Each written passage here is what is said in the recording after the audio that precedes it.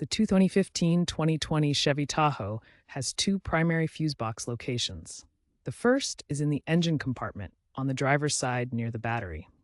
This box contains high amperage fuses for critical components like the engine and lights.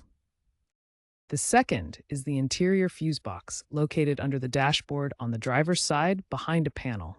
This controls cabin electronics like the radio and AC. To access the engine compartment fuse box, open the hood and remove the cover, typically secured by clips or screws. For the interior box, pull back the driver's side lower panel and remove any screws to slide the cover off. For safety, disconnect the battery's negative terminal before accessing either box. Some models may also have a rear fuse box for trailer wiring. Consult your vehicle manual for specifics.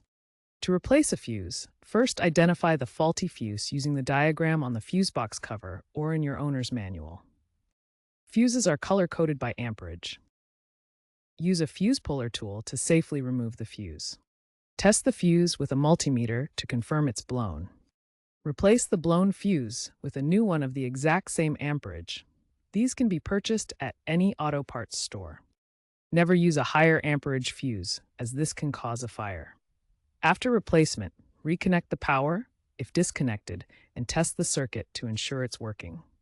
Remember to wear gloves during the process. If the issue persists after replacing the fuse, consult a professional mechanic.